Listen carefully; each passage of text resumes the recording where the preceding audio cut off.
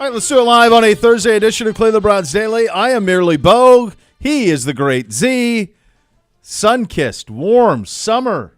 Last few weeks of it, brother. We're out there living. It's gorgeous, like your really is. like your new polo over there. Oh, Just how nice are they? gorgeous. It's beautiful. It's a nice.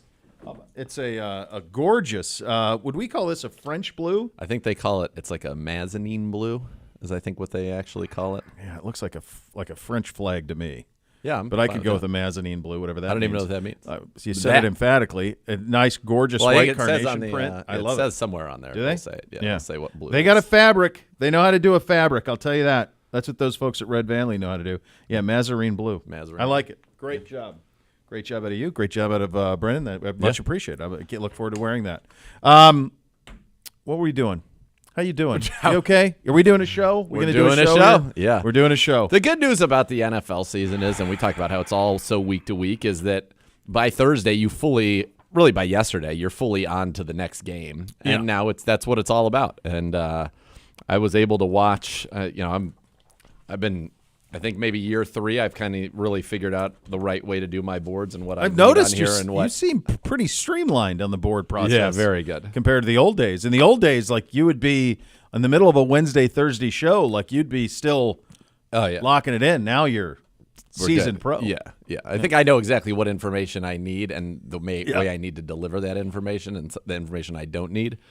And also, I have shout out to the Jags. Their media guide is awesome, and it's updated to reflect week 1 of the season. Oh, nice. So when you go to a player's page, you have everything you need on that player. If they've made – basically have you made a Pro Bowl or been All-Pro at any point? I'd like to know those things. What were your stats last week? What were your stats last year? What are your career things that stand out? And if there's anything notable, And if there's not, then that's fine. I don't really need to get into that. Yeah. People don't really care how many special teams tackles Caleb Johnson has in his 4-year career. By the way, the answer is 28. Of his 29 career tackles came on special teams. But, just get all the – and with our stuff, I'm pretty good on our stuff. And I was talking with Gibbe about it. It turns out kind of a lot of the stuff that I prepare for is pregame, and then once you're in the game, you're in the game. It's nice to say that, I knew this, and here's how it's manifested itself during the game. But – most part, you're kind of just trying to describe what's going on and why things are happening the way they're happening. That's right. You're painting a picture. That's right. You were talking about before I so rudely interrupted you with your ability to do your boards quicker. You were talking about how quickly life comes at you in the NFL. Yeah. So like every year down the dumps, and now it's fully on to Jacksonville, and you got another opportunity. And that's just that's the nature of this beast. And you're going to need to be your quarterback's got to be better. Your offensive line's got to be better. You've got to be better on first down as an offense. I mean, you couldn't have been worse. No. So only one way to go is up. And you're going to get a team that I think is in some ways ripe if you can put yourself in good situations. If you get 3rd and long against this team, it's going to be just as bad as last week. They can absolutely get after the quarterback. Hines Allen, Trayvon Walker, tandem with double-digit sacks last year. That's one of the things I meant to look at. That's one of my notes that I wanted to look up was how many teams in the league last year had 2 guys with 10 or more sacks. 10 or more. Philly? Maybe. Philly a couple of years ago had 4 of them. Yeah. Last year, do they still have 2? Let's see. All right. So last year, T.J. Watt had 19. I'm looking for his boy. Highsmith, maybe? Did he get there? Highsmith, I don't think he did get there. No, he did not. You had Josh Allen and Walker. Yep. Philly had Bryce Huff, but I don't know if they had anybody else. Reddick didn't get 10? Not last year. Reddick did, but it lists him as being with the Jets. So yes, so Reddick. Those but guys. Bryce Huff was a Jet last year and not in Philly. How do they not have this updated? This is ridiculous. What are we doing? These people's team's wrong. Yeah. All right, I'll figure this out. Anyway, nonetheless. There aren't many. No. Would Green Bay have had 2? Probably not. No. They'd have a couple of guys close to it. Their D-line's good, but probably not there. There we go. All right, now we're going to get the real picture here. It's tough to do. All right, so the cap's out at there were 22 people in the league that had double-digit sacks. Kansas City had 2. Kansas City had Chris Jones at 10.5 and George Karlaftis at 10.5. Okay. Is that it? Yeah. Wow. That's it. that. Sorry. One other. And you could have given me 8 billion guesses. There are actually 2 more. Okay. Dinico Autry in Tennessee had 11.5, and Harold Landry had 10.5. Nope. But that's an interior-exterior. That's not apples to apples. I'm not getting that. And you have, with Miami, Bradley Chubb and Zach Sealer. So they're the only pair of edge rushers that did this last year in the league. The only tandem on the edge that did that. That is a fact. So they're gonna be coming after you. It's also, this is why it's. I mean, you saw the numbers over the weekend: 21 million average audience across all of the games, which is stupefying. Every game? Yeah, it was 21 million was the number, the average game. By the time you figured it all out, go ahead. Does that get dragged? Let's take, for example, in our window. It's Windows. It's probably Windows, right? But if it's an average per game. What? I read that right, didn't I, Gibbe? Did you see that? It was 21 million. I'm just saying, like, for example, average audience. The Tampa-Washington game literally only aired in the country in Tampa and in Washington. So it would have had to have been. It's got to be the average number in that window, I would think, to get you to the 21. Because you're right. I mean, there were 10 games in the early window. So, like, there's no way every one of those had 20 got million. enough to where even if the big one did 30, the average isn't enough. So it's got to be the average window was 21. Okay. It's got to be the way that it was read. But that was without the Peacock numbers weren't factored in, and that was like 14 million on Friday. The other thing that wasn't factored in was, of course, ESPN with DirecTV. So that wasn't factored into it. Curse word. Lots of curse words. Yeah, people aren't. No problem in YouTube TV land, brother. Find all in the cable world. It's all too. great in no YouTube issues for TV me. world. Gibbe. There's legitimate panic though. A different app. For it, Your bad boy. I don't know streams. if it was legal or not. Gibby's bad boy streams. Bad boys. Bad boys. I think the ESPN folks are worried about it. I don't know if you saw this last weekend, but like Herb Street, Reese, all those guys like went to their social channels to say like, here's where you can watch College Game Day.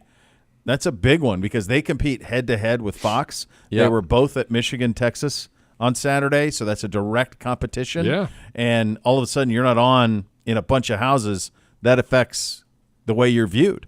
They've thrown a lot of money in that show. You got Saban's on that show and McAfee's on that show. So it's probably their most expensive. It's definitely their most expensive show. I don't even know what would be second. It's their most expensive by a wide margin in terms of the talent that they pay and the production cost. Yeah. That ain't cheap. No. To travel all over the damn country all the time. So we got sound of the podium. all right. As is typically the case, we want to head to the podium presented by Vivid Seats. Purchase your official fan experience package today for the ultimate game day. We are waiting on Coach Jim Schwartz, defensive coordinator. He will be at the podium momentarily. In fact, he's there now. Let's have a listen. Yep. You're down. Hey, Jim, when you guys played Jaguars last year, Trevor Lawrence was limping a bit. What kind of challenges he present to you nowadays healthy? Yeah, honestly, we were prepared for him last year to be more limited than he was. He was still scrambling.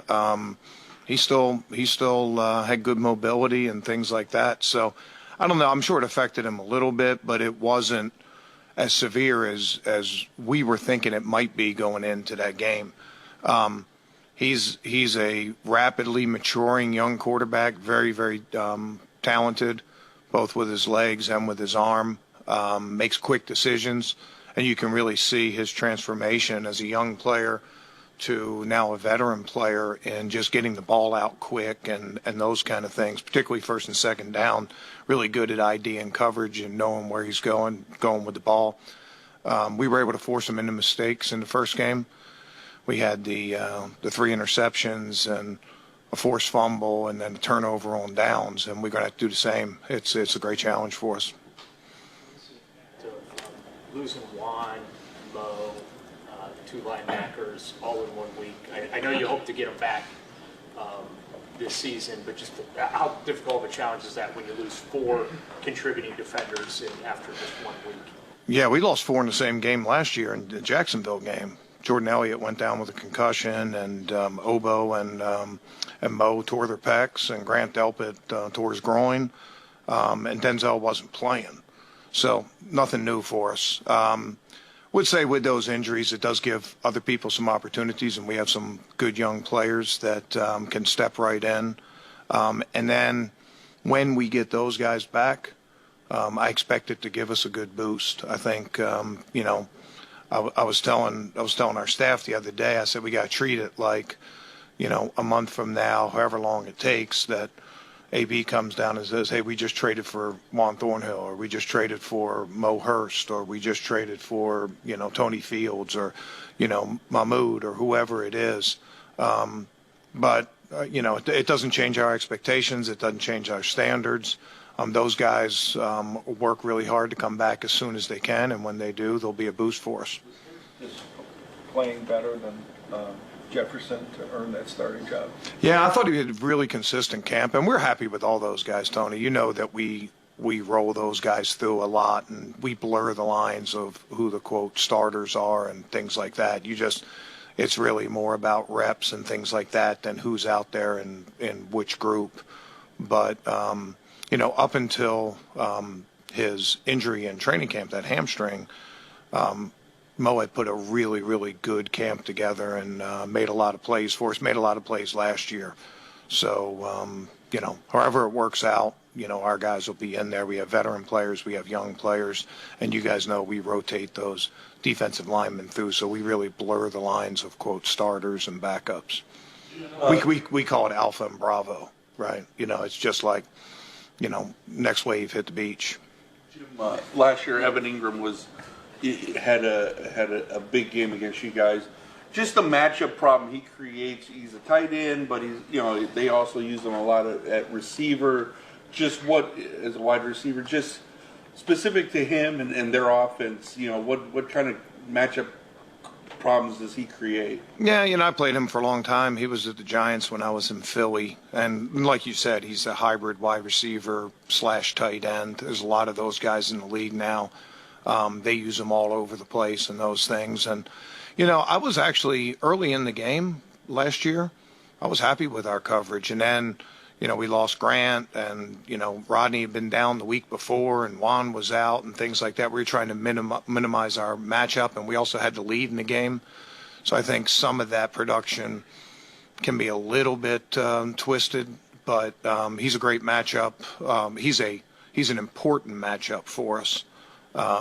Just because, he was their number one target last year, number one receiver, and pretty close. He led the whole NFL in tight end targets last year. So you got to know where he is all times. It affects your nickel, dime, all your sub packages, how you're going to treat him as a tight end or as a wide receiver. We went through it last year. It's the players understand his role and how they use him in the run game and in the passing game. We talked about those home road splits a lot last year, but this is the first road test. What's been your message to the guys? Yeah, I think it's just be us the best that we can be and worry about those kind of things and and probably also sort of atoning for some of our mistakes last week. We played really, really good in spots last week, but we missed some opportunities to make some more plays. In both of their touchdown drives, we lined off sides. One of them negated a 2nd and 14. The other one negated a 2nd and goal from the 7, when you got really good chances to win those drives. And it probably flew a little bit under the radar, but there were times, particularly in the first touchdown drive, that we had opportunities to intercept the ball, and we didn't get it done. And I'm not talking about Denzel's, because Denzel's are great plays, and he'll make some of those, but there's some other chances for us to get drives stopped and those kind of things. What I was proud about the team last week, middle of the second quarter. After we had given up that second touchdown, our guys rallied on the sideline. Coaches did a really good job of making some adjustments to some of the stuff that they were trying to take advantage of. And, we came out. I think at that point we gave up like 50 yards the rest of the game from the middle of the second quarter on. So, there's a little bit of, I don't say atone for last week, but that's left a bitter taste in our mouth. Anytime you lose a game, you're trying to put that in your rearview mirror. So there's a little bit of that. And, being on the road, being in a different environment. In some ways, it's having that home crowd being loud and things like that, that helps us. In some ways, it can hinder us when it comes to our communication at home. It's a little bit easier to communicate on the road. We're striving to be consistent. We're not there yet. Communication, going back to that Brandon Cooks touchdown, that 21-yarder, was that a communication breakdown, and do you think that's a fairly easy fix? Oh, yeah, that's a super easy fix. And it really wasn't a communication breakdown as it just was a technique error. But that's a play we expect to make. And, I don't assign individual blame when it comes to the media and things like that. But that's a defensive breakdown on that play. That's a play that when we got the pressure on that play and he threw off his back foot and just lobbed it up, the very first thing that went into my mind was, that's picked. And then I was like, what happened? And that's not a good feeling to be in as a defensive coordinator or as a player. So that's a little bit of the inconsistency that I talked about. And that's been on my mind since the beginning of training camp. When it comes to everybody being out there and playing together, and nobody cares. I mean, you don't grade on the curve. That's not 5 points for a touchdown because a lot of guys miss training camp. Life in a big city. We have to perform better, and our offense was struggling. And if we make a turnover in one of those, I think we can change the momentum of the game and let them get some legs. And that's our job to do as a defense. I mean, there were some tough situations. I think on the 4 field goals they kicked. Don't quote me, but I think they got like 1 first down total on those drives. So our guys were responding well to that. We just need to respond better early in the game. We can give our offense a boost. We can give our crowd a boost, and respond when we need to. This week in terms of just the resolve to get this thing turned around. Yeah, I mean, it's a proud group, and I don't know if I'd say like get it turned around. I mean, it's one game, and I don't know if this stat still holds, and I can't even remember how long. I remember addressing the team one time. Maybe I was in Detroit, maybe I was in Philly, maybe Tennessee. I can't really remember, but at one time, teams that 1-0 had a less chance to make the playoffs than the teams that started 0-1. And I couldn't wrap my arms around like why that was. And the best I could come up with is the teams that were 0-1 had to confront their problems, right? They were embarrassed by the performance. It's a big game, and you have to go out, and it's an immediate self-check. You get slapped, and hey, we got to go. The urgency to get it right.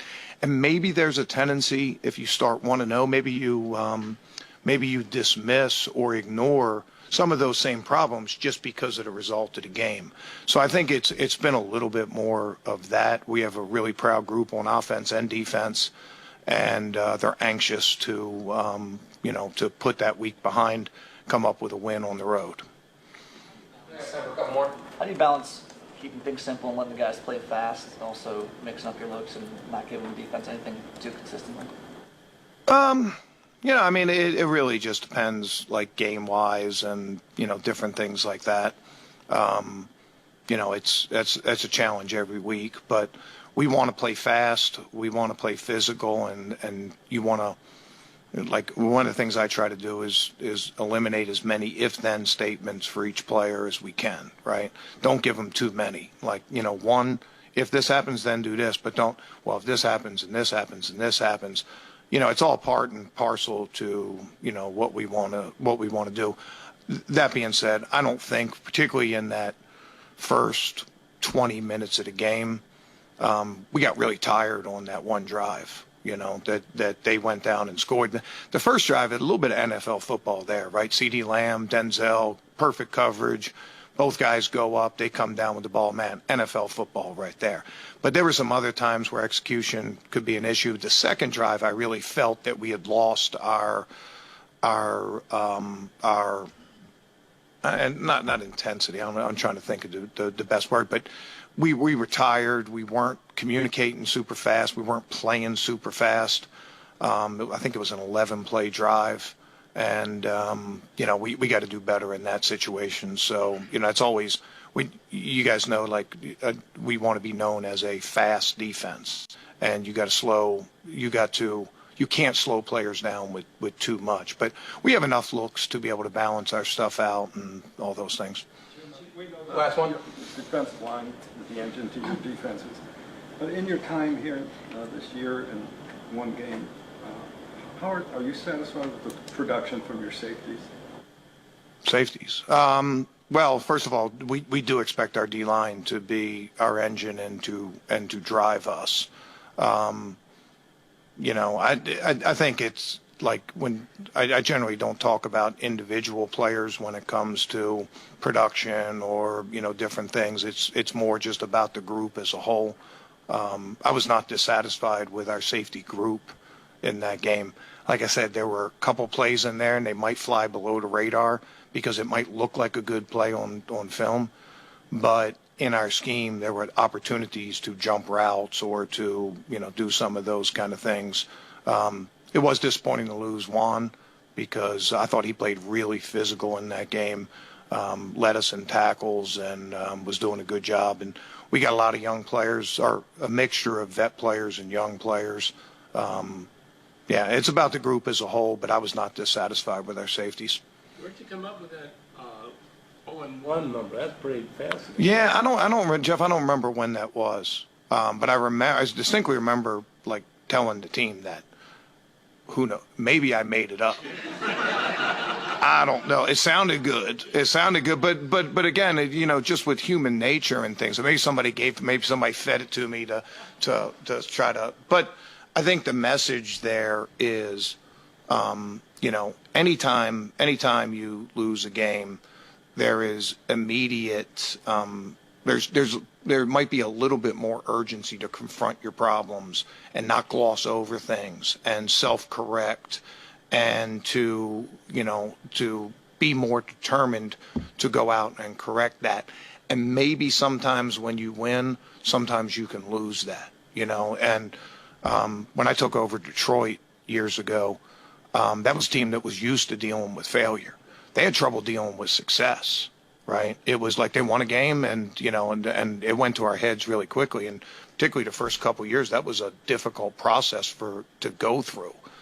Sometimes it's harder to deal with success in this league than it is to a failure. But I think if we do our job as players and as coaches, and you guys write the story of the 2024 Browns, and if this is a successful season for us, I hope that we can all look back and say, you know what, they lost that opener, but in the long run, that was a good thing for this team.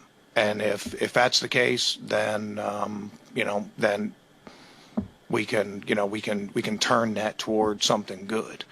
If we fail to correct our issues and confront our problems and confront our execution and those kind of things, then you know, then it won't have had the effect that we hope it. Okay. Thank you, guys. You're up. All right, there you go. Defense coordinator Jim Schwartz at the podium. The line I loved was, at 0-1, you have to confront your problems, versus if you go 1-0 and it's a little bit of fool's gold and the problems continue to linger. I love that line. I did like it. He gave me a little bit of hope there. He got me a little bit excited. I was pretty pumped up. I liked it. Let's go. I liked it too. And go do it. Go prove it. Go be it.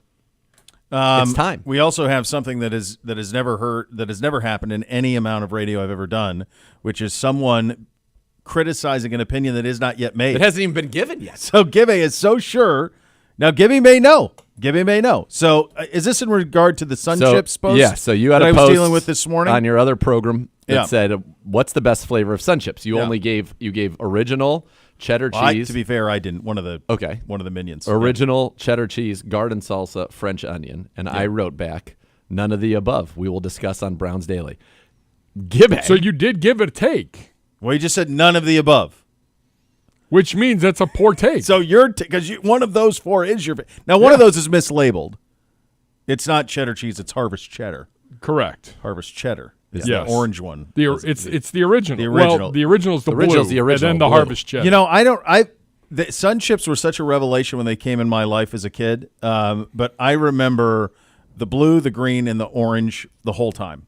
So the blue is and orange original. The green was the French, Yep. the French onion, and then the garden orange was salsa came along Was probably that, a little later. That was later. Yeah. So you're there's saying a- this is an awful take by me, and you don't even know what sun chip I think is Because the best. I love the garden salsa, so I immediately know that either you're way, wrong you're already. wrong. If I were, how about this, Gibbe? If I were limited to those 4, but guess what? I'm not. You're not. There Is are there a- other sun chips. Give it to me. What Okay, are ones? What I don't what know. What are you eating? I would say that the garden salsa of those 4 is the best. Ho, ho, ho. Let me introduce you to a little thing I like to call, hold on, let me pull it up so I want to get the exact name right. I don't want to have a hard cheddar incident. Sun chips. Yeah, I just remember the blue and the yellow. That's Blue. it. Yeah. These I discovered Okay. didn't I know there was didn't know there were discovered others. these So I didn't know there were on others. vacation in Arizona I for saw my a 5th purple anniversary bag this once. What year. in the hell is that? Oh, baby. It is sun chips made with black bean spicy jalapeno. Oh, my gosh, I've and never seen that. It is a revelation. It is available at your local grocer. I've seen are it. you I sure have it it. is It's locally? it's in my home right now. Really? And most days when I come back Must from be here, sold when on I the east depart side here, only. I get into good my for house, and you know what I go and I do? I pop like 4 or 5 spicy jalapeno sun chips every day, and they're so good. How do you stop at 4 or 5? Because that's Incredible great discipline out of you. Yeah, Just I a was tease. offered an M&M caramel today, which I never even heard of, and it sounded great. I was a big fan of Rolos as a child, and I'm like, no, I can't eat God, candy I loved during a the day. Rolo. Loved a Rolo. Rolo's God, an how unbelievable they- candy. Were they individually wrapped inside that little golden No, you're aluminum? in or the it gold. was- They are stacked in there. Then you get in, then they just unfurl. but you kind of peel it, and then you take one. Oh, that's great. But this spice, it's made with black beans, so it's even better for you than your regular sun chip. All right, I gotta talk and to the my flavor hiding guy. profile is Never seen it. unbelievable. Okay, I've never seen that. Me either, I Gibby. knew of 4 kinds. I would like a retraction on social getting a media. retraction. I would like a retraction. By the way, you didn't even realize that if it was left to those 4, I also would have picked garden salsa in a landslide. So not only was my take great, it was double great, and now I've changed your life for the better. You have. I don't know. I might have to go to the east side to buy them. I guess so. I If, haven't if seen you them. can't get them at your local grocer, it'll be my treat to bring them in for you all. I mean, I do like the idea of that. That They sounds are like a win. delicious. The whole point of this was Delicious. I was trying to do the math. Yeah. Because this is like one of the boys' snacks that they have that they take to school. And so I go to the Costco and I get the box of them. So you know how that works. And we've talked about this. Like you get 30 bags and it's like 8 of these, 6 of these, 6 of these. And then you have 6 planes. Well, the planes, nobody wants the planes. So they just Come sit on. there. And I don't like throwing away food. So I tell Amy, I'll take it to the kids' lunches. Somebody will eat it. Like, All right, you can get That on type me of for this thing? one. I'd rather eat the plain than the harvest cheddar. I'm not a that's not a flavor that I that's enjoy. shocking. You don't Cheddar. like cheese? I can You don't agree like cheddar with cheese? I No. can agree I like with cheddar cheese. in-season Nate on this. Really? I would rather go blue than Even when orange. he's trying Blue than to- orange? Do you hear Yeah. that? Well, I Even think when he's orange is paying me a great. compliment, he's trying to be I desperately was disrespectful. thinking in my head, how can I still give him a backhanded compliment? Unbelievable. No, it would be the Nana cheddar. thought I was too nice yesterday. I don't know, like, We're off. financially. She did. She was moved. if it actually. makes any damn sense because we don't, Yeah. and that usually happens with the Costco thing. Like there's one that I'm stuck eating. It was even get used. I don't like know if as money- a if it makes kid sense. when I would go visit my nanny Mm-hmm. and we would go to the Sutro Market and I would get that 8-pack of like the mini cereals. Oh God, who doesn't love a mini cereal? You pour the milk right in the box. It's unbelievable. It's ready to go. But you always So had exciting. your Pops and you had your honeycomb and Yeah. maybe some Smacks and some Fruit Loops We have and those a Lucky downstairs Charm. now. Do they really the Yeah. little boxes? But then there were sometimes, like, is a Raisin Bran Flakes. fine? It's Raisin fine. Bran, But, like, we're not getting that excited. 2 scoops of raisins. Come on. I'm talking about Lucky Charms right here. would it kill you to throw a little sugar on those Yeah. flakes? Yeah. By the it way, hurt? speaking of, since we're talking a bunch of tasty treats, if our football team performs like Lavelle and his staff have performed this week, Browns by 1 billion. What did he do We today? had a ramen bar today. Oh, can I interest you in I'm talking a ravioli bar with beef ravioli, cheese ravioli, and mushroom ravioli. You could have put Alfredo on it if you wanted to. I didn't because they had a lamb bolognese. That Oh, was baby. absolutely delightful. That's a treat. A real treat. If you wanted to have some, there's also cod piccata, so felt like I was having a little health food as well. Sure. They had Sounds meatball delicious. sliders. Earlier in the week was a full-on ramen bar where you could put all the different things, and they had like the nice pork, the chicken, the ramen, the noodles, Yeah. the broth, and then you had, you could put, if you wanted to make it kind of more like a pho, you could have some cilantro and lime and fresh jalapenos. You could have all these different. It was Brother. And for people who wanted it, there were individual eggs that you could put in that were already like. Yeah, how many of those you put on there? That'd 6 be or 7? Today, I almost passed out in there. The one thing, and I'm So great. I almost passed out today. What happened? In the midst of all the greatness, Tequila Fila. Legend.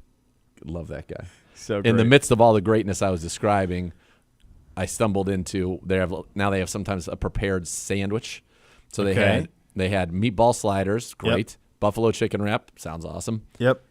And then an egg salad on like a little bagel. It was No, it was a croissant. A croissant. It looked great. Sounds pretty good. I almost fell down. I like all of a sudden it's like when I walk into a house and there's cats there and I The know right away drama. because I can't breathe.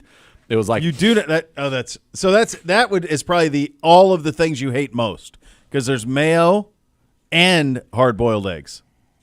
yeah. So the only redeeming quality there is if you like mustard. That's it. Everything else would be no thanks. I don't like mustard. You don't like mustard either.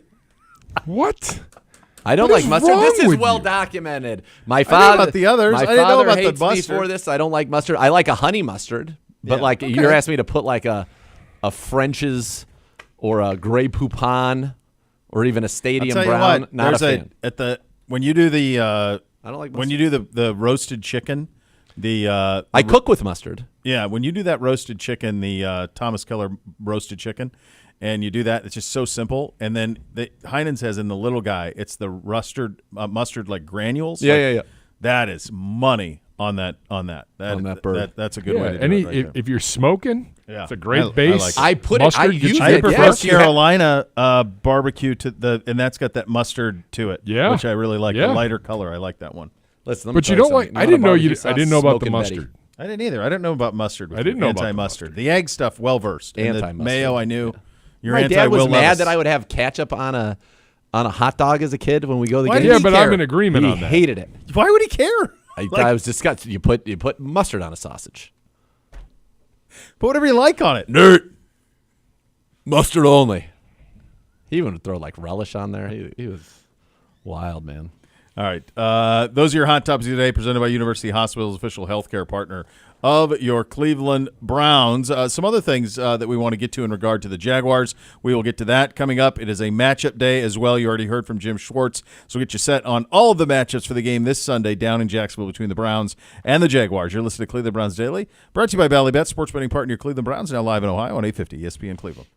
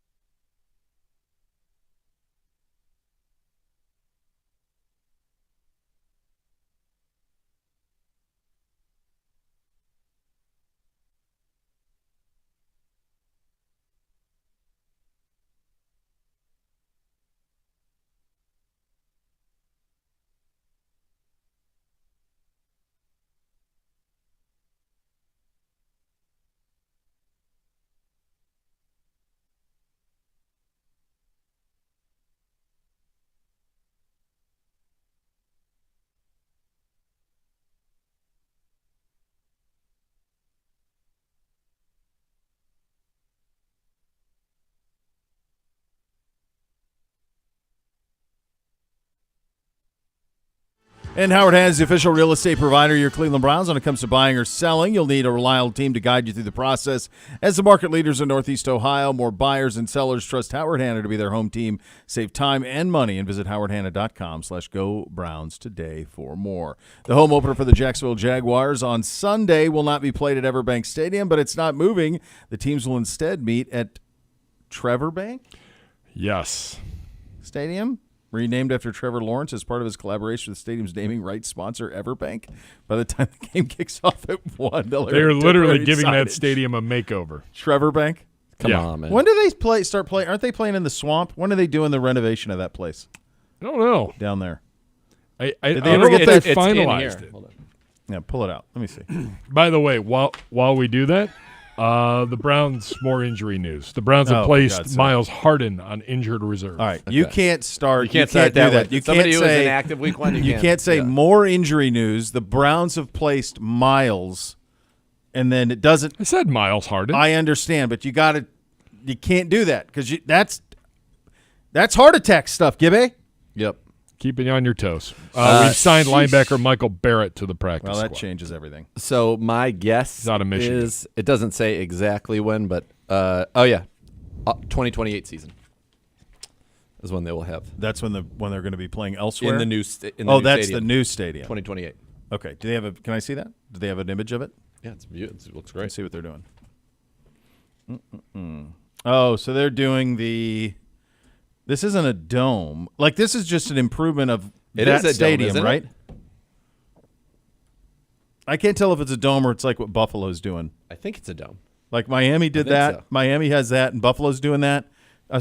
Buffalo's operation is going to be open air, but no wind or rain on you if you're under the. I don't know how that happens. I don't know how that works either. Coming how off you of wouldn't Lake get hit. Erie, I don't know how that It happens. looks to me like this is an open air, but it will be just like Miami's where the sun will be off the spectators. Yeah, maybe. I don't know. Yeah, this is the current stadium. They just built looks stuff all open air. around it. It looks dome there, but these are all open air. Yeah, they're just building stuff around it. So it'll take them a couple years. So probably 25, 26 season. Does it say in there where they're going to play? Are they playing at Ben Hill Griffin? Are they playing in Orlando? So they're partnering on a renovation process. Blah blah. So $1.4 billion stadium of the future deal. Here you go.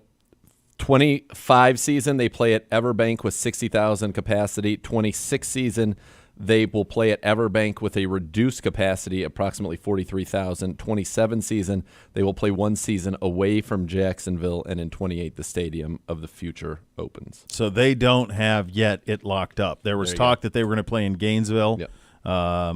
That one makes the most sense in that it's the closest. Orlando would be a bit of a hike. But Orlando's got a couple of venues you could work with down there. So Citrus Bowl's gross.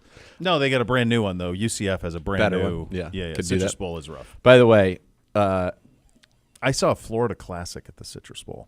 oh man, Jordan knows I've what seen that 2 is. WrestleManias. Florida A&M Bethune-Cookman at Orlando for the Citrus Bowl. That was awesome. That is cool. Yeah, Battle of the Bands, baby. 2 WrestleManias. Yeah. Let's go.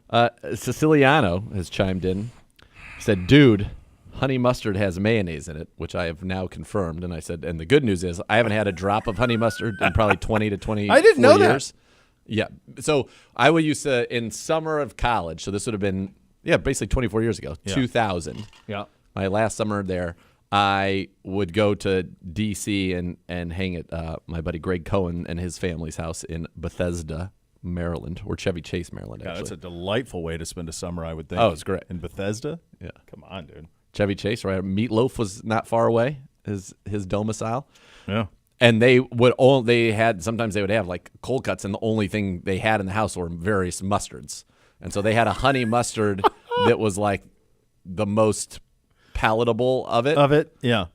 And this one doesn't feel like it had mayo. It was almost thick. It was almost like it was honey. It was almost like a spread. Okay. So maybe it didn't have mayo in it. It wasn't like a honey I mustard. think it probably did, but you probably just didn't notice it. Yeah. You wouldn't have known any better. No. I didn't. All this time I've enjoyed honey mustard. I had no idea that mayo was in honey mustard. So Siciliano just told me. Siciliano locked in. And I didn't said, know. Well, I said, I probably haven't had a drop of it in 24 years, and now you've made sure I will never have it again. He said, I thought you said you liked this. It's the only mustard I've ever tolerated, but now it's dead to me. Now it's dead to me. Yeah. Reddit works saying there's also a chili lime and sweet and spicy barbecue sun chip. I've had the chili lime. They had those at Costco a couple I am weeks not ago. aware of the barbecue. Yeah, I'm not aware of the sweet and spicy barbecue. Where the hell are these hiding? I don't know. I would think that we would be like Ohio is. That's why like Columbus is. Everybody when they launch a new like restaurant, they always start in Columbus because it's they found that it's the perfect demographic mix of America is Columbus. Interesting. And so they always start them there. Who knew that? You did. But that's out. Like Chipotle was there first. The what's the Piata, the Bibi Bop, like all of those. They all started in Columbus first. They try them there first to see if they go. And there's been plenty that have failed that haven't. So I would think that we would get all these, but I haven't seen it. Like when Wendy's does a new thing, and I know they're out of Columbus, but when they do a new menu item, like they'll drive it, test drive it there first. Coca-Cola McDonald's, used to too. test drive a lot of stuff at Emory because obviously it's right there in Atlanta. And What was the best one that they threw your way? Surge. I Oh, remember that. We I had remember Surge Surge. well before it was out there with the public. You could. There was Surge had a moment. Oh, you could get a Surge and you could go run a marathon. Yeah. Surge had a lot. Added some real juice to it. Yeah. CC tweets at the show, awful take by Z, but great shirt by Nate. Is that a new shirt? No, we've had those for a I was while. going to say. Last year. Awful. Who? What? Awful take. Those were Have you good. had them? I did like these. I have that one. That's a good one. C2 Cleveland. Have you had it? Have you had what I'm talking about? By the way, Lee Skaggs. Funny that this one did not get read. Didn't get read on air. No, wait. I haven't seen it. Those sun chips are outstanding. They are available at Walmart and Giant Eagle. I work for said maker and distributor of those. Rhymes with burrito. See, that is not. He did not tweet at Browns Daily. Rhymes with burrito. Mr. Hamp to you said, Nathan, LOL, Nathan Segura broke out the ultra rare 1-of-1 sun chip for the win. Yeah, the win. That's the right. win. Yeah. I got to give those guys a shot. Tyson Campbell, I mentioned this yesterday. He went on injured reserve. He's their best corner. He'll miss at least 4 games, so the earliest he could return would be week 6. They have back-to-back games in London at that time. All right, we'll do the matchup coming up next. Our defense versus the Jacksonville offense. You're listening to Cleveland Browns Daily on 850 ESPN Cleveland.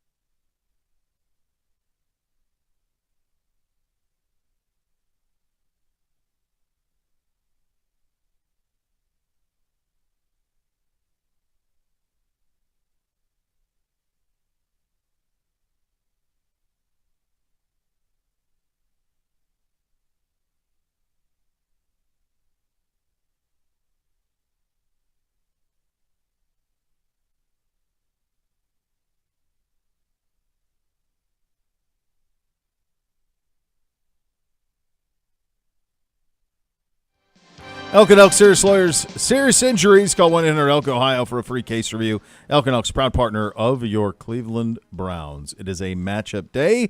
Time to take a look at the Jaguar offense and the matchup with your Cleveland Browns defense. For the details, we head to Dr. Z. All right, kids. This is a matchup in some ways we saw last year. Many of the principal players are still intact for the Jags. Trevor Lawrence, Travis Etienne, Evan Ingram. But they didn't have Gabe Davis last year. They didn't have Brian Thomas last year.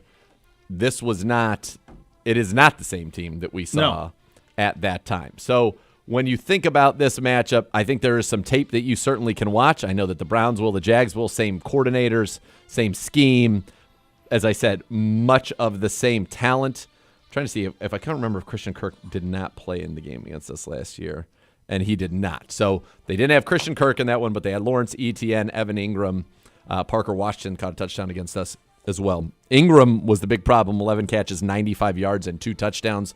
That was the best game of the season that he had. Etienne had 72 total yards and a touchdown. Lawrence, 257 and 3 touchdowns, but he threw 3 interceptions. He was sacked 4 times. He had a 65 rating, and he was hit 12 times, which is the most in his career. Wow. In fact, Trevor Lawrence has not won a game in his last 6 starts.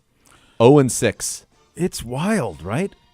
Over his last 5 starts, he's in the bottom 3 in the NFL in record, 0-5, completion percentage 59.7, yards per attempt 6.3, touchdown interception ratio 8-7, and rating 76.8. Last week, he was sacked on 1 of every 8 dropbacks. That was the highest rate in the NFL. But he is dangerous and can make big plays. Of his 12 completions, 4 of them went for 20 yards or more. 4 of them went for 20 yards or more, so he can hit you with big plays.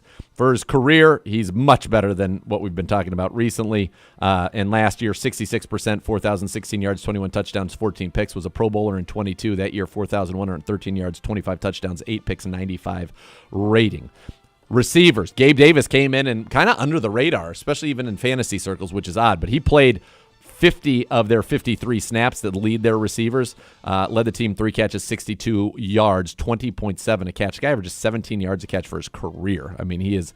Why did Buffalo just let him go? He is right there with Sky Moore for me because Guru was huge on him. And the thing with Gabe Davis is like with Buffalo, you would play him and he would catch 1 pass for 17 yards, and then you wouldn't play him and he'd go 3 for 180. Like 3 touchdowns against the Steelers. 3 touchdowns. Yeah, it was like he was the feast or famine. It was crazy. Yeah. So they've got Gabe Davis out wide. They got Brian Thomas, who led the FBS with 17 touchdowns at LSU in 23, and guess what? Scored in his first game, so I guess he knows how to do that quite effectively. And then they've got Christian Kirk, who back in 22 had over 1,000 yards receiving for them. So it's a good 3-receiver set that they've got. They brought in Devin Duvernay, who's a return specialist, 2-time Pro Bowler in that capacity. I mentioned Etienne. He's got back-to-back 1,000-yard rushing seasons. Tank Bigsby last week took 12 carries, same as Etienne, and ran for 73 yards with a long run of 29. Those were career highs for him. Good line. They brought in Mitch Morse, former Pro Bowl center, who has been with Buffalo. He's the center. Ezra Cleveland, they traded for him, and he is the left guard. Brandon Scherf is the right guard. They've got a first-rounder at right tackle and a second-rounder at left tackle. So good investment there, and they've got some darn good players. I'm pretty sure Ezra Cleveland was a second-rounder as well. So I think they have 3 seconds and 2 firsts on their offensive line. Talented group. For the Browns, I think it's going to be very important. Obviously, you want to stop Etienne, make them one-dimensional. Lawrence, as we saw last time, threw us the ball. Now, we did not have Denzel Ward in that game. Grant Delpit got hurt in that game. Obo got hurt in that game. Mo Hurst got hurt in that game. So it took quite a toll on us.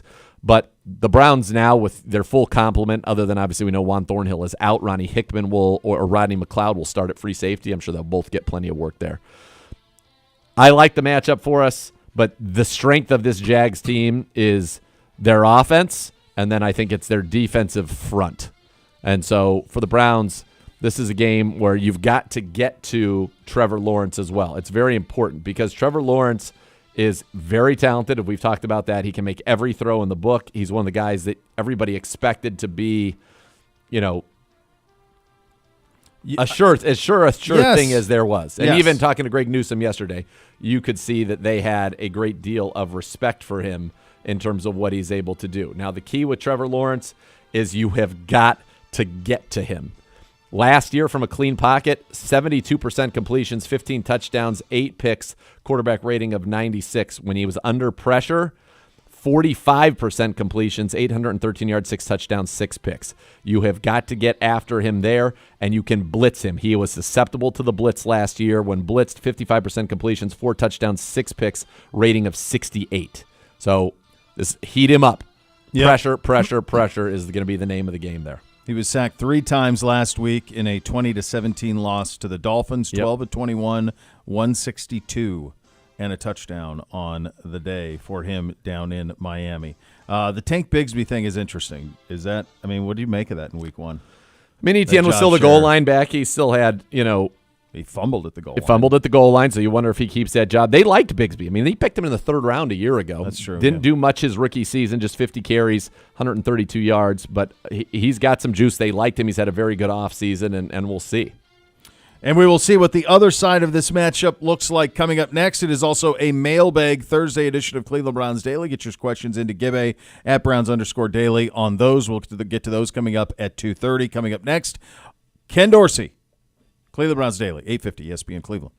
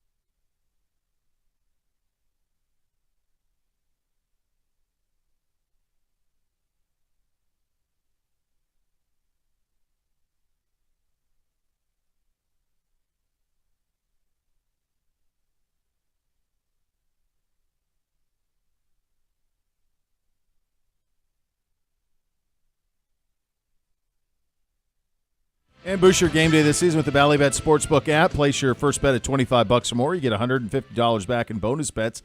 Ballybet, official sports betting partner of your Cleveland Browns. As we head to the podium, presented by Vivid Seats, purchase your official fan experience package today for the ultimate game day. Here's Ken Dorsey at the podium. Well, I think you're down 8 minutes. We didn't perform the way we wanted to, and whether it's surprising or just whatever that emotion is, obviously, we want to learn from that, correct it, and come back out ready to roll this week. And we're full speed ahead onto another really good defense in Jacksonville that's doing, personnel wise, presents a lot of challenges, and then obviously scheme wise, a new scheme from what we saw last year, and so that'll provide some challenges for us as well. Ken, when Deshaun's getting hit 17 times in a game, 6 of those are sacks, it's easy to just blame the offensive line and the protection. When you went back and looked at it, how much of it was quarterback not seeing things down the field? How much of it was plays taking too long to develop, and then obviously the protection? Well, I mean, at the end of the day, this is the ultimate team sport, and I think to your point, there's a lot that goes into that, so, to say when you have a situation like that, it's all one thing or another thing. Like this is the ultimate team sport, and we got to look at it like that. Everybody's got to do their part. Everybody's got to be locked in, focused on what we're doing, own the game plan, and make sure that we're doing the right things, not only from a schematical standpoint, but a technique standpoint, and from a, top to bottom, O-line, quarterbacks, backs, receivers, tight ends, everybody's involved in protection, all 11 guys out on the field. So, I think that's obviously the focus for us is, hey, let's make sure, one, we got to obviously know our opponent.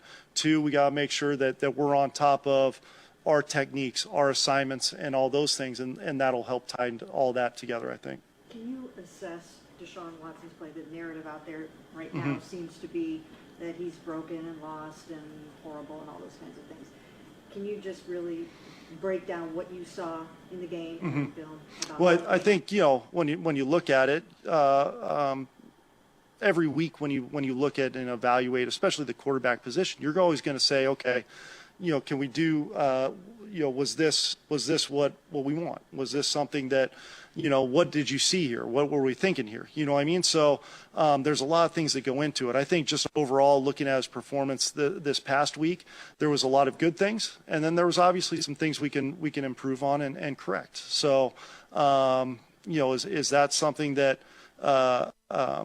is we're going to continue to grow, and I think at the quarterback position and every position, you got to have a growth mindset in what you do and continue to grow, because whether you're year 1 or year 15 in the league, there's constantly things you can improve on, whether it's mentally, physically, anything like that. And I think Deshaun does a good job in taking that mindset, and applying it. So our goal is, to focus on Jacksonville this week. Our goal is to come out, prepare, and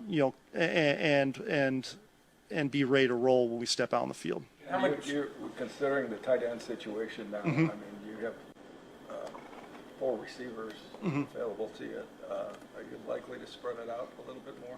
I think, anytime you go in and you look at your personnel, and we're going to evaluate what we got. We do have a room of guys that, with Jordan and some of the other guys that we've added that have played in this league and have made some plays and we feel comfortable with. So, we feel good about that room moving forward. And I mean, we've seen it here in the past, right? I mean, it's when you deal with the injury and things like that, it's the next man up, and we got to be ready to step up and our role, whatever that may be. And that goes for tight ends. It goes for, to your point, receivers, whatever those roles are that we imply on or implement, on Sunday, right? We've got to be ready to step up, own those roles, and maximize our opportunities on the field. Ken, when you assess the Jags defense, what stands out as kind of the things that you guys are highlighting the most? Yeah, I think I think the big thing is obviously they do a great job of a combination of scheme and talent. I think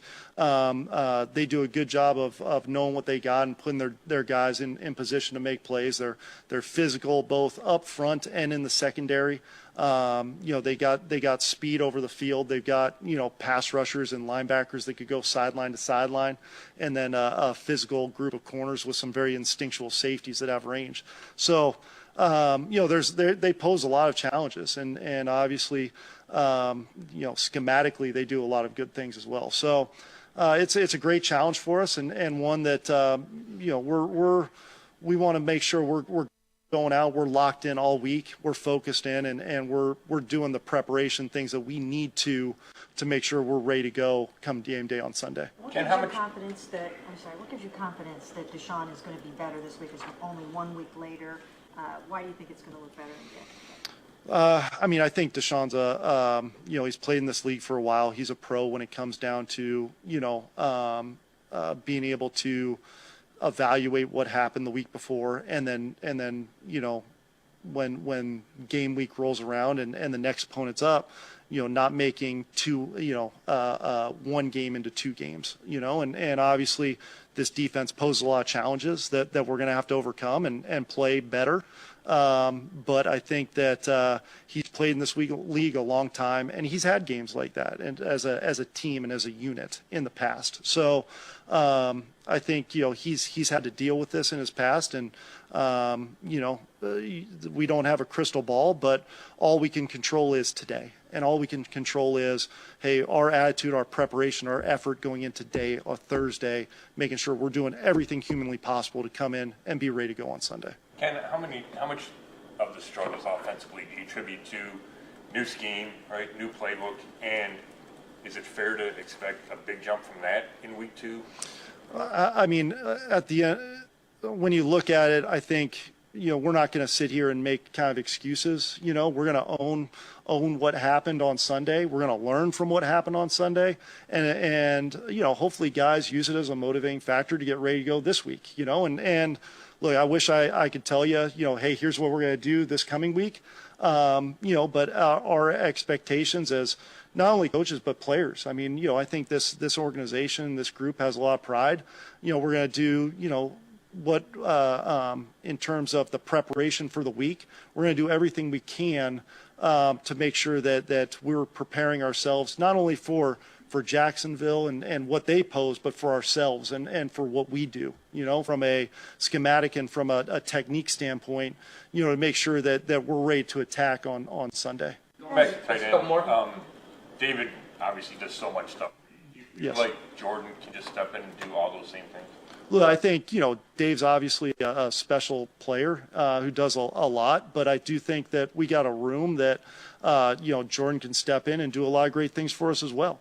No one player is built the same, but, I think that we've got a group of guys in that room and collectively as an offense that are going to be able to step up and that's what football is, and you look at it.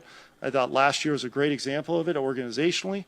When things happen, guys have to be ready to step up, and it's the next guy up ready to roll. And there's no excuses at the end of the day. Good? All right. Thank you, everybody. All right, there you go. Offensive coordinator Ken Dorsey at the podium from earlier today. Time for that matchup. It is our offense against the Jacksonville defense. And for that, we bring on Dr. Z. All right, so this is one that's going to be quite a bit different. Obviously, for the Browns, different personnel on offense than a year ago when you played the Jacksonville Jags. And for the Jags, a new defensive coordinator as well. As the defensive coordinator is now Ryan Nielsen, who had been with the Saints as an assistant defensive coordinator in 22, was the Falcons defensive coordinator last year for Art and got thrown out when Art did, and the Jags brought him in and made them their new defensive coordinator. So I kind of watched what they did in week 1, and we'll just kind of talk about what you're going to see from a scheme standpoint in week 1, and then we'll talk about what he did in Atlanta in 23 and where there are differences and similarities. First of all, he will have the middle of the field closed more often than open. He did that in week 1 against the Miami Dolphins, and he did that as well with the Atlanta Falcons throughout the entirety of the 2023 season. In week 1, they played cover 1, that is man with one safety, 53.5% of the time. That was the most in the NFL. They played cover 3 just 2.8% of the time. That was 31st in the league. They played cover 6, 31st amount. Cover 4, 24th. It was really a combination of cover 1 and cover 2 the majority of the time. They also played 2-man, which is man with 2 deep safeties, which is not a coverage you see in the NFL much.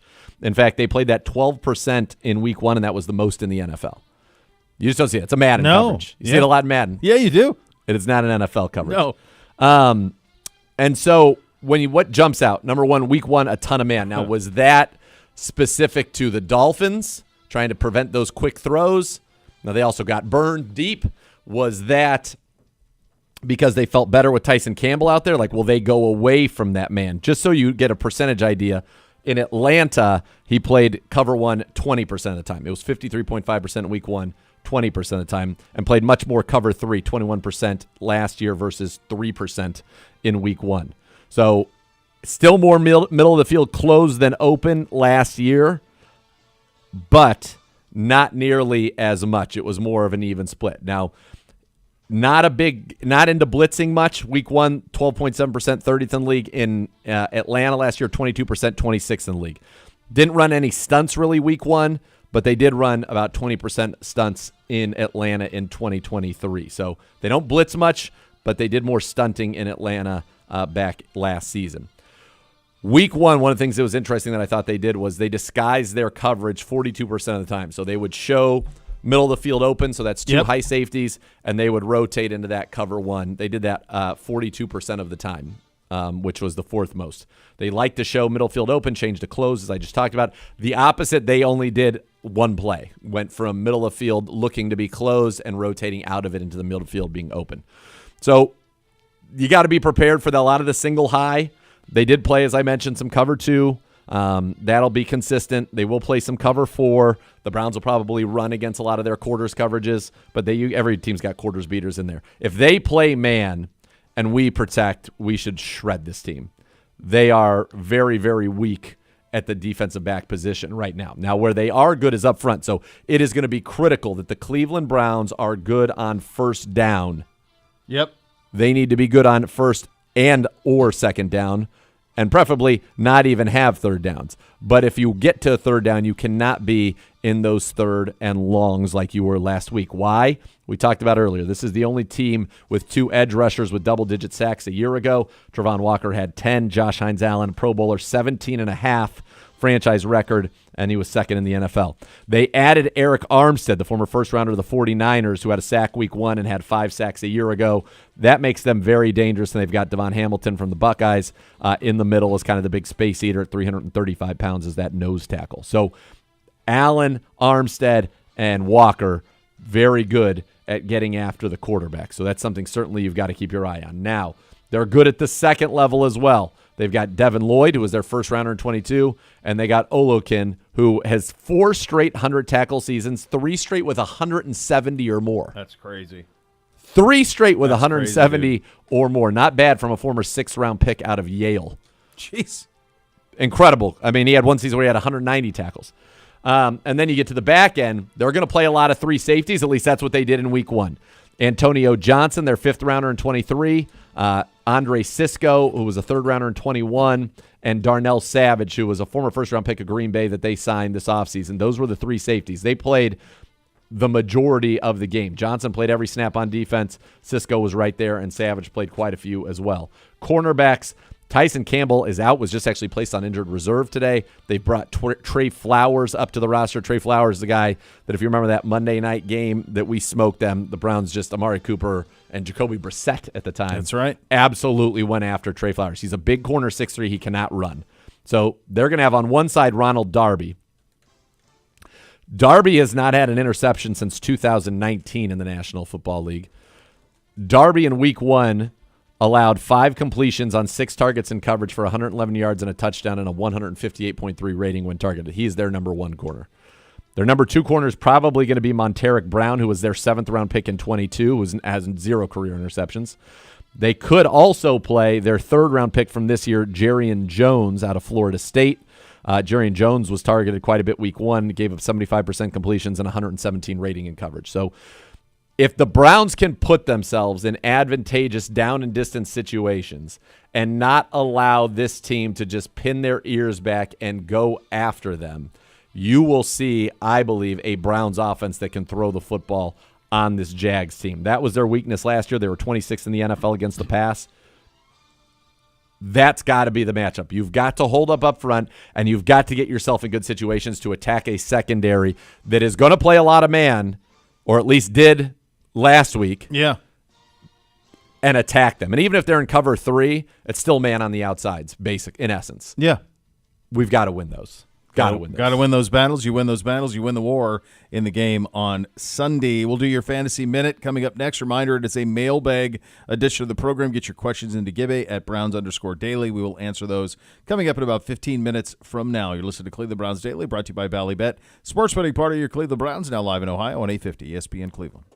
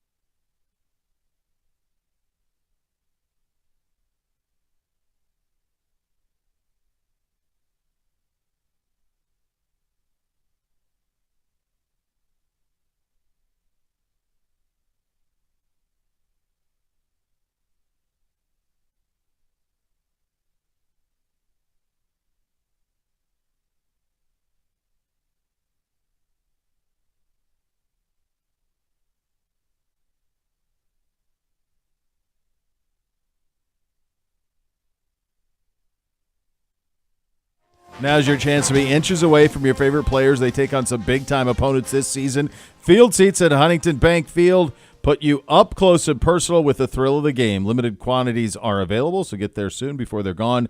Visit clevelandbrowns.com/fieldseat to secure your spots right now. Time for the Fantasy Minute, presented by Scale Co., proud capital investment partner of your Cleveland Browns.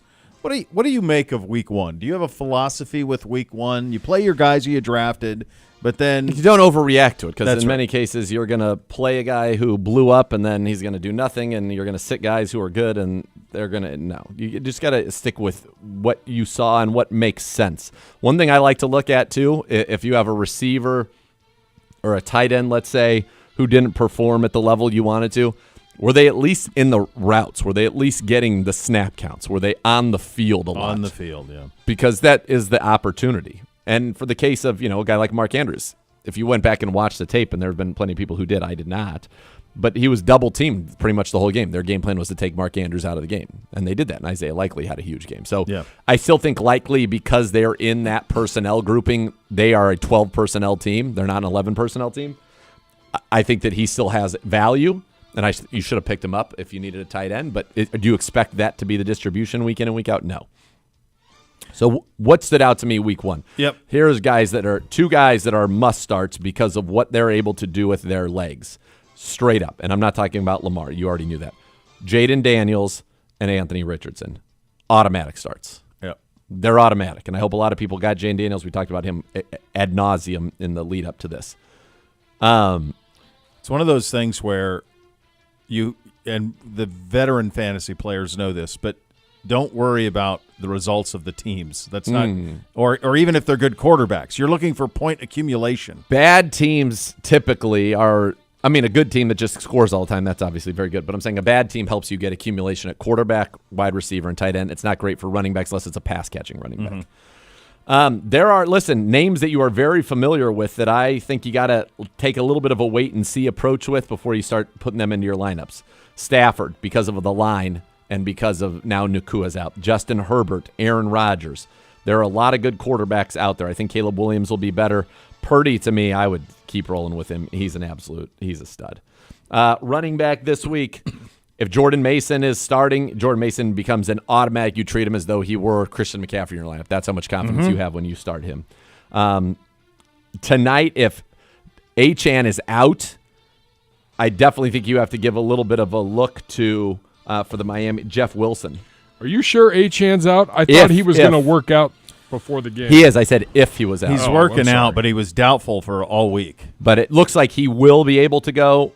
We know that Mostert is out, so if you're in a pinch, Jeff Wilson anyway. But I think Jeff Wilson is somebody just to keep an eye on tonight if you need a pick up and play. Running back, similar.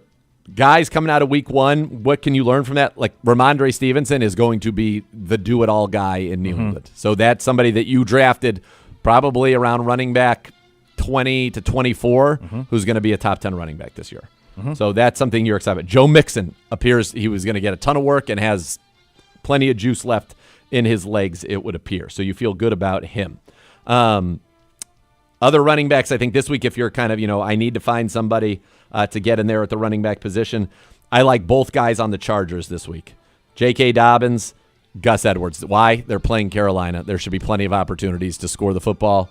Oh, what are those? That was the old T. Scotts. But are they the new one? I don't know. Is that a reversal? I don't know. It's look at painted those. on. Look at these jeans. It's painted There's on. no flexibility in there. Yeah, right on. Wax Look on, at that wax hamstring. off, baby. Goodness gracious painted almighty. on. That's Come outrageous. on, Danielson. Look at him pointing to people in the corners. I'm not sure there's anybody even over there. It doesn't matter. It doesn't matter. Oh, you swag. in the distance. You that over makes there. me feel better. That makes seeing things like that. Made my Thursday. Browns by 1 billion. And then, unfortunately, it seems like in Cincinnati it is more Zach Moss than Chase Brown. Have you gotten answers for me on that? What's going on?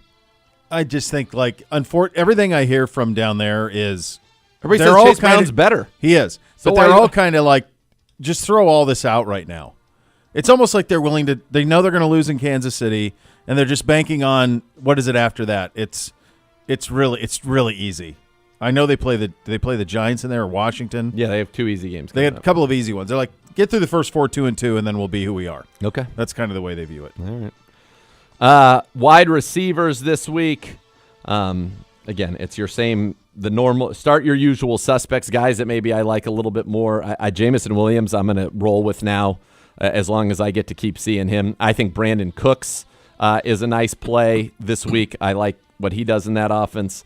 You think about with the Rams going without Puka Nacua, Demarcus Robinson, and I think the tight end too, Colby Parkinson, stand to gain a little bit more. Ladd McConkey is clearly going to be a volume guy, so if you're in a PPR league, no problem with Ladd McConkey at all.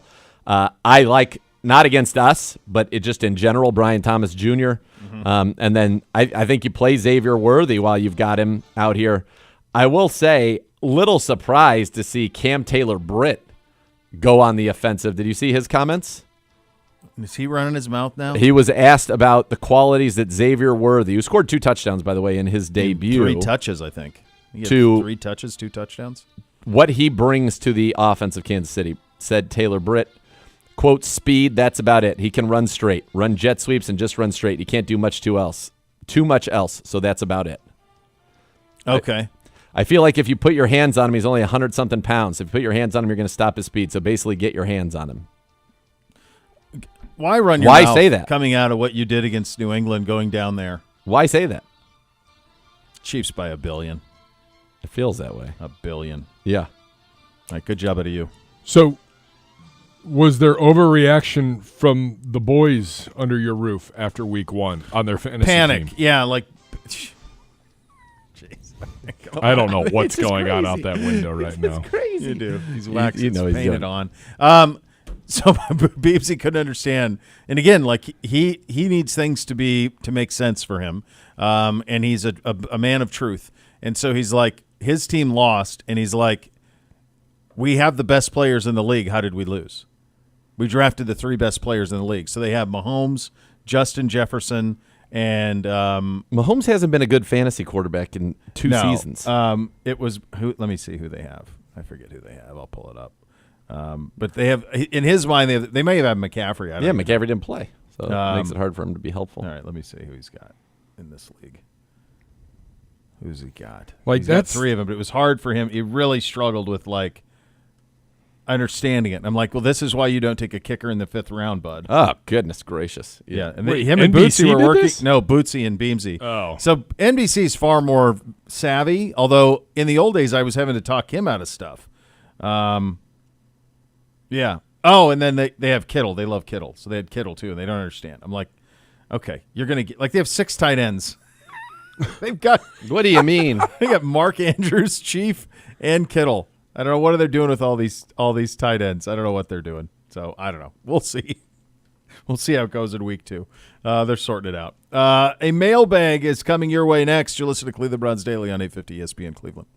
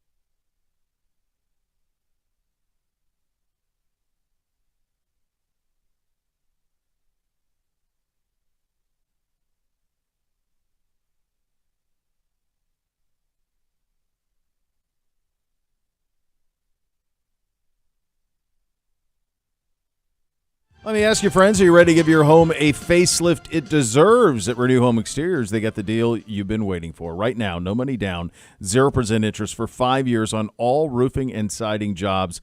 Combine your roofing and siding projects, and Renew's going to take an additional 5% off. That's right, no money down, 0% interest for 5 full years and 5% off when you knock out both jobs at once. Don't wait. Upgrade your home and save big with Renew Home Exteriors. Visit RenewEstimate.com to book today. Renew Home Exteriors, superior products and superior service. Time for your mailbag presented by the Cross Country Mortgage Company, official mortgage partner of your Cleveland Browns. When it comes to financing, they'll always get you home. Visit ccm.com today. Equal housing opportunity. NMLS 3029. Hello, Gibby. Gentlemen. Can I ask you guys a mailbag question? Have either of you seen the video of Jim Harbaugh just beating up Justin Herbert and him being like, make it stop, and he won't? He just won't stop? No. Yes. Did you hear what Herbert said? Yeah, I'll be prepared. He's like, next time I'll be better. Yeah, I'll be better prepared next time. He used to do that at Michigan. I think he did it with Herbert. Kaepernick Totally too. gives him the pad and like is like It's trying to walk okay, away, I'm good. and he's just Jim Harbaugh is probably the most anti Justin Herbert coach ever. I mean, Herbert grew up in Eugene, Oregon. Yeah. Right? And played at Oregon and then goes to the Chargers. Like, he's a total West Coast dude as much as you can be. And now all of a sudden you got this Big Ten dude coming in there. Sure, Jim spent a lot of his time in California professionally, but was born and raised here, and that's all a part of it. All that to be said, the dude can coach, and he can inspire, and you have to acknowledge that part of it because he can do both those things in spades. There's and no doubt. They'll be good this year. They're going to be a problem.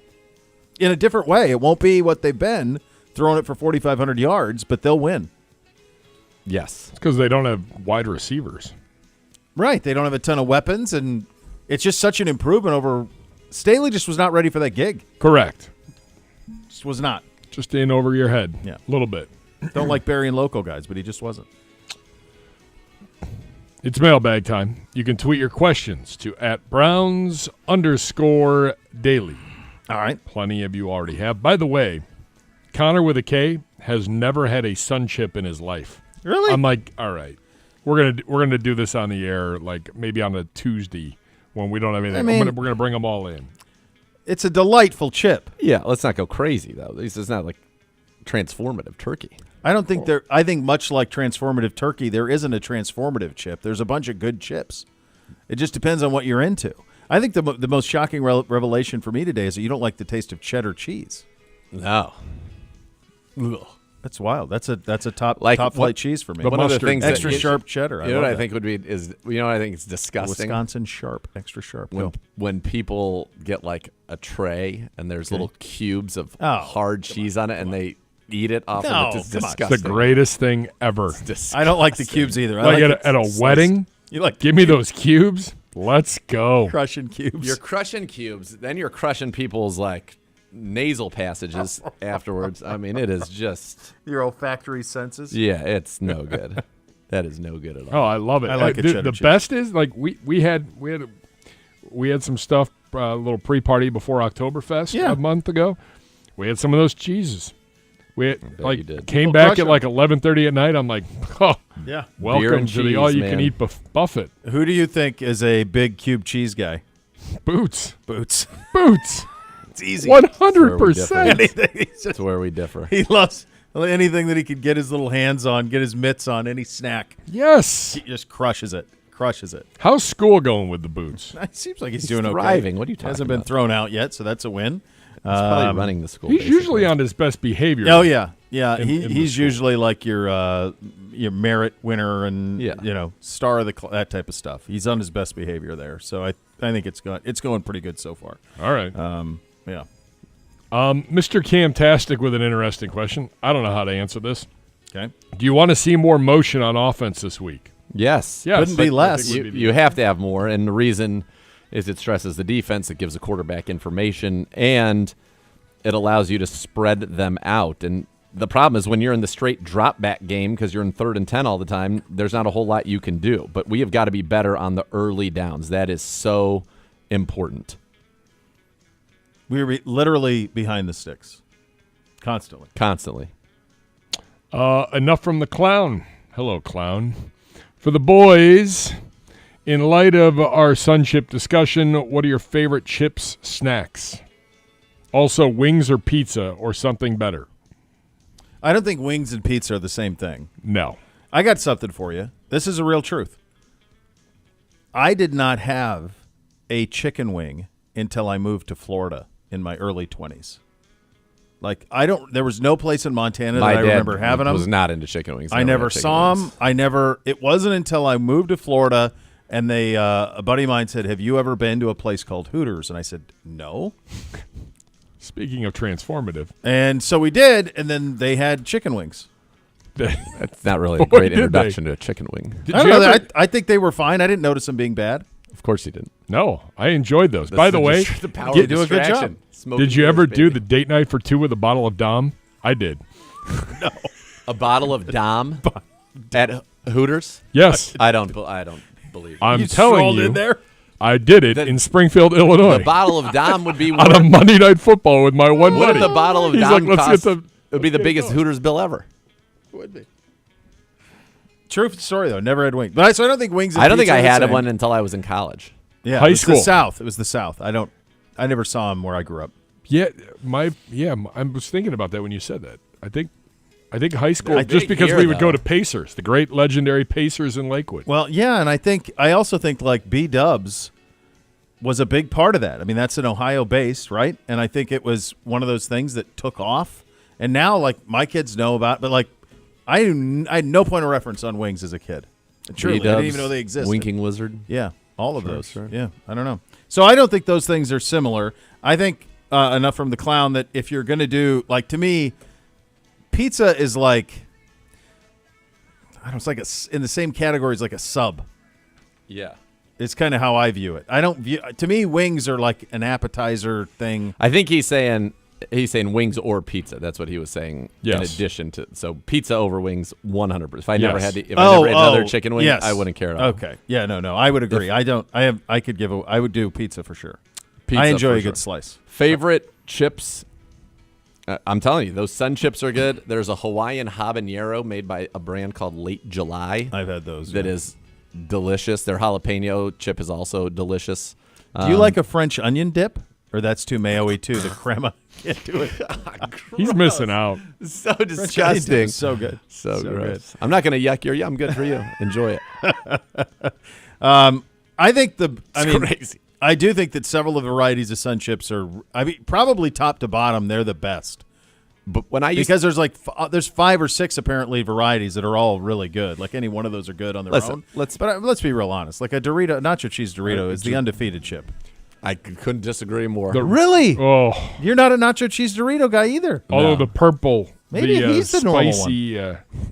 Maybe No. the normal one. Dude, Nacho Cool cheese. Ranch Dorito like was the nacho cheese greatest chip ever made. No, Wrong. Not for There me. was I a was time- ranch.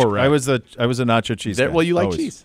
There was a time when they made a baked Cool Ranch Dorito I remember that. it was like, Yeah.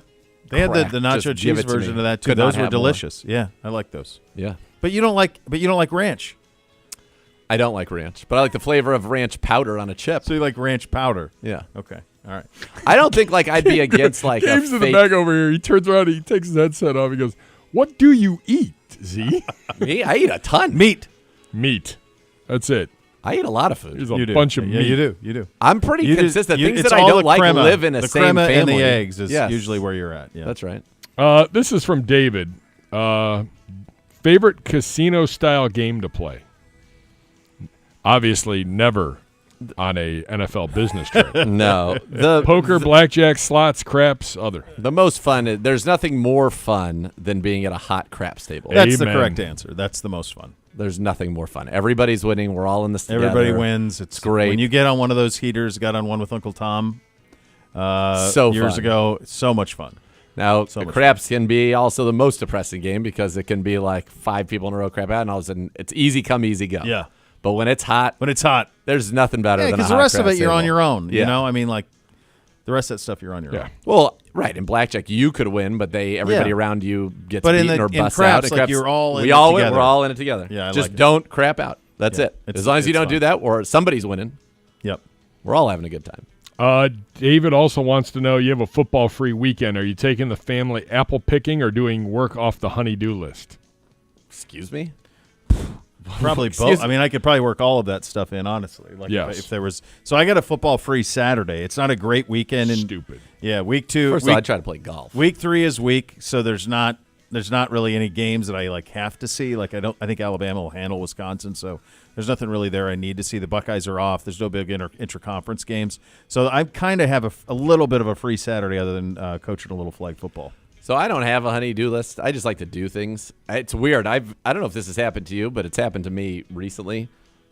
I can't be like idle like I used to be. I used to be great at being idle. I could sit there and play a video game or whatever. About that. She's like, "Can't you just sit?" And I'm like, "No, I got to do something." So I'd rather be doing. I'll do laundry. I'll vacuum. I built a bed. Whittled it from one piece of wood. Just like a giant redwood, Pedro. Pretty sure I did that. I'm sure like a sequoia. Pretty sure that was like that was like my last God, Thursday. what is that? Oh, yeah. Nate's gonna whittle a bed. Yeah, new bed for him. Bootsy, we got a new bed for you. Telling you, you should have seen me go to work on this thing. Don't you have? I have such a great amount of respect. Just a man and his Allen wrench. Those guys, yeah, you love an Allen wrench. They always come in. That's the most ridiculous piece of apparatus. It works, but it's just awful. Well, this was, to make this easy, it was an Allen wrench that was hooked up to, I don't even know what these things are called because I'm not a tool man. Yeah.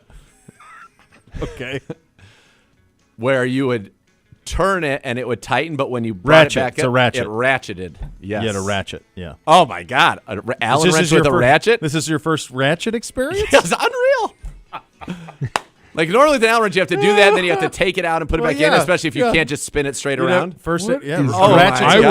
I needed to see this. Like, it was like a I wanted cheat this code. live stream. Zagura actually putting this. Dude, I built it. It's unbelievable. Come see I'm it. sure you crushed it. But, yeah, the ratchet is it's a bit of a game changer. Game changer? Yeah, that's nice. What's that thing where you tighten it and then it – yeah. It's awesome. Love a Dog Today wants to know, what are the chances Zagura and Andrew Siciliano being the broadcast team for this year's Duke's Mayo Bowl? 0. What's the number? Do you know what they do with the team that wins the Duke Mayo Bowl? They pour a Gatorade thing full of Duke's Mayo on the winning coach. Yes. Okay. What is the number that would make you call that game, be doused in the mayo, and then eat a bowl of mayo with a spoon?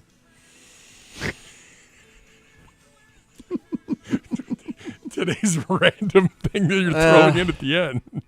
I mean, it's lower than you initially. You go really high, but then it gets lower. You're like, if you were like, I just have to call a game and they'll throw mayo on me. Like, I don't care if they throw mayo on me. Yeah, it's that bowl of mayo that would get you. It's going to be real hard. That'd be tough. Without any sort of bread or anything. Can I put like some Tabasco in it? No, straight mayo. Well, that's an aioli. If you put Tabasco I know in that. I don't like aiolis First either. People are like, oh, wow, have you ever had that with this pesto aioli? You mean mayonnaise with pesto? Yeah. Yeah. I've heard of it. Yeah, I'm always like, God, be a break. Sometimes I'll be at a restaurant and I'll order something and I'll be like, no aioli. Yeah. And they'll kind of look at me and be like, I hate mayo. And they're like, it's an aioli. Yeah. I'm like, all right, I've got some additional questions. That's right. First time we went to that taco place we always go to at the Combine, and we sat down, and you go, I never eaten there, and you ordered a bunch of tacos, and you're like, no crema. And I'm like, what is this on? You're like, trust me, no crema. Trust me. You don't want any of that. You don't want any of that on there. You don't want any of that business. This comes from my buddy and the commissioner of the Hooligans Golf League, Trimble. Yep. Flavored butter or dipping sauce for your steak? Flavor. If the steak's done right, you don't need anything. I don't mind that little ghee oil spray on it, though, to like as I sear it in a little bit of ghee with some garlic and some rosemary, get a little caramelization. Yeah. What did he say? Or steak sauce? I don't use steak sauce. I don't mind quality Jeff or dipping sauce. Jeff Ruby does a. I want to say is it a Bordelaise that he does that's kind of good with a steak Diane that I enjoy, but that's What's very on a steak rare. Diane? Just the way it's prepared. It's I think it's two. It's kind of those two mini little fillets, guys. I think that's what it is. Okay. Yeah. Quality Meats in New York had actually a decent steak sauce, but I don't typically use steak. I don't neither. I eat the steak and I love it. So that's what I eat. Yeah. Yeah. There's a place Red I think has a good like kind of garlic and chili sauce that you put on there. It's just like basically olive oil with garlic and Yeah. Fresh chili peppers on it. That's great. Yeah. I like that. It gives it a nice little flavor. From our good friends, the Carroll brothers, all three of them. Yep. Johnny. Oh, yeah. Mick, Bob's.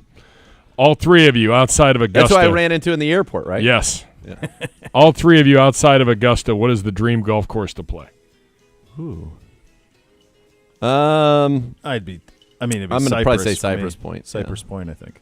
Yeah. Because, so here's what I thought of, because you think of the exclusive ones and you think of the iconic ones. That one's both. And it's also in arguably the most beautiful place in the history of the planet. Like, I don't know how you do better than Pebble Beach, Monterey Peninsula. Yeah, Cypress is probably pretty good. Stunning. So it would be Cypress for me. There's another one out there that's supposed to be great too, Monterey Peninsula. And that has the look up their logo. Oh, I've seen that one. The dragon. Yeah, I made you look at it. Yeah, that's it's very unbelievable. Clean. Very, very clean. All right, we will. It is a Thursday. We'll give you a score coming up next. You listen to Cleveland Browns Daily on 850 ESPN Cleveland.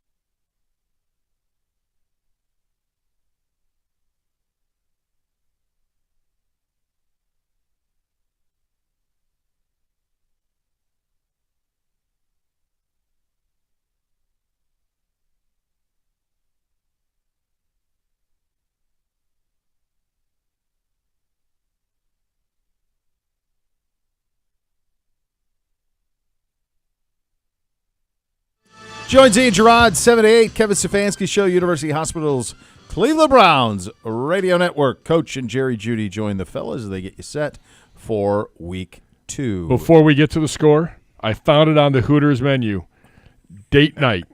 It is the gourmet chicken wing dinner. 20 wings and a bottle of Dom Perignon for $200. And yes, I've done it. Okay, so $200. Okay, that's where I was just having it. That was where I was having a hard time. 20 wings and a bottle of Dom. How did your date respond to you saying, "Baby, I'm taking you out for a nice"? No. It was one of my buddies. Oh, we were all sitting there. We were a little tanked up, and I was like, "Well, let's go. Let's get the date night package." And he's like, "Gibbs, I'm in, dude." Gibby, let's crush a little Dom as we crush some wings at the. Where are you, Peoria? Springfield. Yeah, this needed to be on. That needed to be on camera. Oh my God! There is an HBO series out there called Young Gibby that is out there ready to be done. Like that is the end of the Bowling Green years on to the beginning of your professional career. There is a series out there. You should include the college part. Well, that's what I mean. I'm saying pick that up and then might into not be this. legal. No, I'm sure none of it was legal, Gibby. Thursday night score: Buffalo visiting South Beach tonight. Dolphins, Bills, AFC East. Go. It is known that Josh Allen a Thursday. does not lose to Miami. In fact, he is 175-2 against the Dolphins all time in his career. Bills by $1 billion. On a Thursday, Bills. Billion. Huge. Nobody circles the wagons. 15, Nobody. 15. They're going to, oh, man, it's going to be Beat just down. an absolute Don't even show up, beating. Tyreek. Maybe, Next level, maybe he might won't. not. Next level's up next. Cleveland Browns Daily, 850 ESPN Cleveland.